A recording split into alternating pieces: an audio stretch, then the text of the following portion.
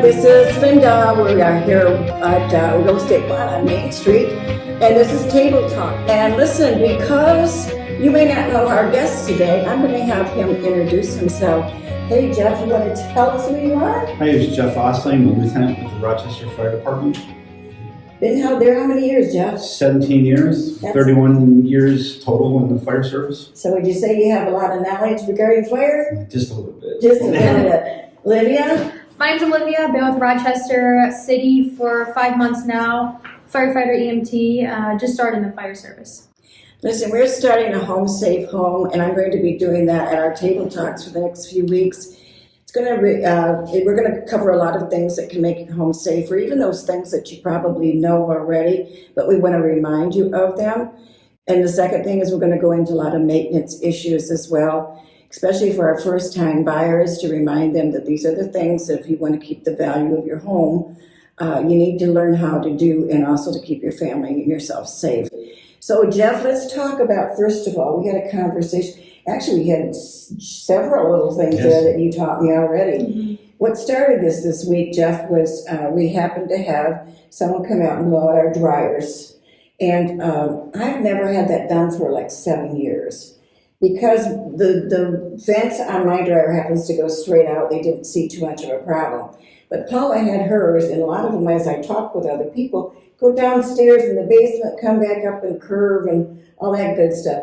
So we're going to show a little video of what they did when they blew it out. It was amazing, and her dryer is pretty new. But apparently, even though they replaced part of this, the older part still had a lot of stuff in it. Mm-hmm. How many times do you see fires from that? It happens a lot throughout the country. Mm-hmm. There's usually lack of maintenance is what causes those fires. It's always a good idea to have them professionally cleaned out and have your dryer serviced at least once a year. Have somebody that knows your dryer or that side of the coin is come in, clean it, make sure that they've got all the lint. And the lint is actually going out the vent. Yeah, I think that's good too, and I was really glad to have that done, and we're going to show that video to the public. I think they're going to be amazed what comes out of that vent.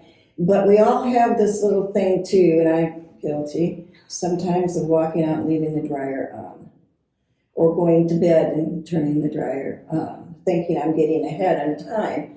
But the truth is, things could go bad. Absolutely. If there's not anybody there that can be able to at least shut the dryer off when there is a problem, it's not going to shut off by itself. And usually once it does shut itself off, it's too late. And what I'm really nervous about now is I got this lovely little dog, Molly of mine, and I think about when I walk out the door, what if there was a fire and Molly's trapped in there? And of course, there's a lot of people that's home during the day, which could get into a fire too. So I don't want to elaborate so much on the dryer, but that's what started the conversation with me. Was I really want to remind the public, since you guys have October, that is kind of your month designated to safety. I think right now too, when spring cleaning starts, people are getting their houses and their garage and their basements cleaned out. That's a good time to think about it. And I'm going to down the road give them a lot of little tidbits I think that you could do for under $100 or under 20 minutes. And some of those 20-minute items, Jeff, would be maybe the batteries and the carbon monoxide. Let's talk about that just a little bit. So carbon monoxide detectors are very important in the home. We do get a lot of calls per year with carbon monoxide related issues, whether it's a bad detector that's just past its service life, or it's actually something more serious like a furnace problem. Most of the time, carbon monoxide is a colorless, odorless, and tasteless gas. You're not going to be able to see it. You'll start feeling signs and symptoms of fatigue, headache. At the very late end, you'll start getting very bright red, rosy cheeks. And a lot of times those symptoms go away when you're outside of the house in fresh air. That usually indicates that there could be a potential problem with carbon monoxide. Carbon monoxide is a byproduct of incomplete combustion. You usually see that in older furnaces that have heat exchanger, a cracked heat exchanger, or other maintenance issues that just have not been strictly followed over the life of the furnace. So Filter change. filter changing, I mean, yeah, that's all part of your maintenance program. Filters are more kind of along the lines of trying to keep dust from going wherever it needs or throughout the home. Also, it should have your ductwork cleaned out periodically too, because there's a lot of mint and dust that can get trapped in those ducts, and that can definitely promote spread of fire throughout the house. Extremely flammable. It is. I asked you that question before because I was reading about what's the difference between oil fires.